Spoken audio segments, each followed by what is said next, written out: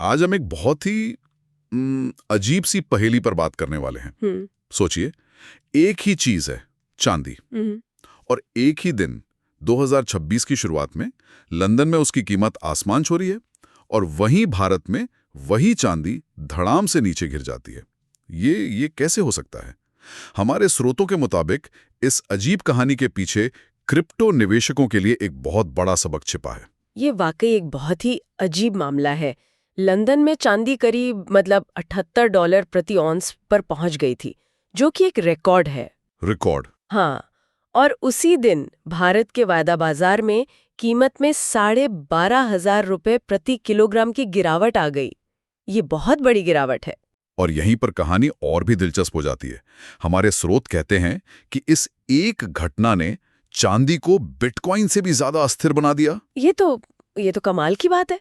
मतलब जिसे हम सदियों से एक स्थिर और सुरक्षित निवेश मानते आए हैं, वो अचानक बिटकॉइन से भी ज्यादा अनप्रेडिक्टेबल हो गया। बिल्कुल। 2026 की शुरुआत में चांदी की 30 दिन की अस्थिरता 60% के भी पार चली गई थी, जबकि बिटकॉइन की 30 से 40% की रेंज में ही थी। अविश्वसनीय है ये तो। हाँ, ये उन घटनाओं में से एक है जो पुराने से पुराने बाजार के जानकारों को भी हैरान कर देती है। हमें लगता है कि हम नियमों को जानते हैं, और फिर बाजार हमें याद दिलाता है कि वो कितना अप्रत्याशित हो सकता है। ये तो मेरी समझ से बाहर है। मतलब एक ही चीज की कीमत दो जगहों पर इतनी अलग। जरूर इसके पीछे कोई बड़ा खेल होगा। ऐसा कैसे हो सकता है? क्या भारत के व्यापारी ये नहीं देख रहे थे कि लंदन में क्या हो रहा है? देख तो रहे थे, लेकिन दोनों बाजारों की कहानी बिल्कुल अलग चल रही थी। देखिए, इसके पीछे दो मुख्य कारण हैं। अच्छा। पहला, लंदन में असली चांदी की, मतलब जो फिजिकल सिल्वर होती है, उसकी बहुत ज्यादा कमी थी। सप्लाई की कमी? हाँ, सप्लाई बहुत टाइट थी, इसलिए कीमतें आसमान छू रही थीं। और दूसरा कारण भारत के वायदा बाजार से जुड़ा है, जहां मतलब फ्यूचर्स मार्केट में बहुत ज्यादा सट्टेबाजी हो रही थी। मतलब फ्यूचर्स की वजह से कीमत जमीन पर आ गई। ये दोनों बाजार इतने अलग कैसे काम कर सकते हैं? इसे ऐसे समझिए कि भारत के वायदा बाजार में कुछ बड़ी मछलियां बहुत सारा दाव लगाकर बैठी थीं। ये असली चांदी की डिलीवरी के लिए नहीं था। ये सिर्फ कीमत के उतार चढ़ाव से मुनाफा कमाने के लिए था। जैसे ही उन्हें लगा कि अब पार्टी खत्म होने वाली है, उन्होंने अपना मुनाफा निकालना शुरू किया, और फिर सब एक साथ दरवाजे की तरफ भागे। इससे एक भगदड़ मच गई और बाजार तेजी से गिर गया। अच्छा। तो एक तरफ असली चीज की कमी कीमत बढ़ा रही थी, और दूसरी तरफ कागजी सौदों की बिकवाली कीमत गिरा रही थी। तो अगर मैं सही समझ रहा हूं, चांदी का बाजार हमें ये दिखा रहा है कि जब असल में घबराहट फैलती है तो सट्टेबाजी और असलियत का फर्क साफ नजर आने लगता है। क्या यही सबक बिटकॉइन पर भी लागू हो सकता है? क्रिप्टो निवेशकों के लिए इसके क्या मायने हैं? हाँ, इसके बहुत गहरे मायने हैं।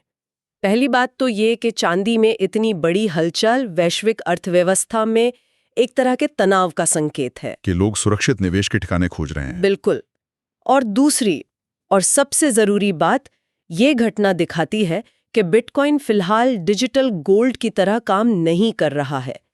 जब 2025 के अंत में आर्थिक चिंताओं के कारण सोना और चांदी चढ़े, तो बिटकॉइन ने वैसी प्रतिक्रिया नहीं दी। असल में सोने के साथ तो उसका संबंध लगभग शून्य है। लेकिन कई लोग तो यही कहते हैं कि बिटकॉइन का सोने से कोई संबंध न होना ही उसकी असली ताकत है ना? कि वो एक पूरी तरह से अलग संपत्ति है। तो क्या ये वाकई एक कमी है? ये एक बहुत अच्छा सवाल है। लंबी अवधि में ये उसकी ताकत हो सकती है, लेकिन संकट के समय में निवेशक एक ऐसी संपत्ति चाहते हैं जिस पर वे भरोसा कर सकें। और ये घटना हमें तीसरी बात पर लाती है, विविधता का महत्व। जो क्रिप्टो निवेशक ये सोचकर चांदी में पैसा लगा रहे थे कि वे सुरक्षित हो रहे हैं, उन्हें बिटकॉइन से भी ज्यादा झटका लगा। सही बात है। ये इस पूरी सुरक्षित संपत्ति की परिभाषा पर ही सवाल खड़ा कर देता है। तो कुल मिला के कहानी ये है कि चांदी हमें याद दिलाती है कि बाजार के बुनियादी नियम जैसे सप्लाई और डिमांड आज भी मायने रखते हैं। और ये एक चेतावनी भी है कि बिटकॉइन को अभी संकट के समय में एक विश्वसनीय, सुरक्षित संपत्ति के रूप में खुद को साबित करना बाकी है। और अंत में श्रोताओं के लिए एक विचार छोड़ते हैं। अगर चांदी जैसी पारंपरिक सुरक्षित संपत्ति इतनी अप्रत्याशित हो सकती है, तो भविष्य में सुरक्षित निवेश का मतलब ही क्या रह जाएगा? और जब अगला बड़ा आर्थिक संकट आएगा, तो निवेशक असल में कहां जाएंगे?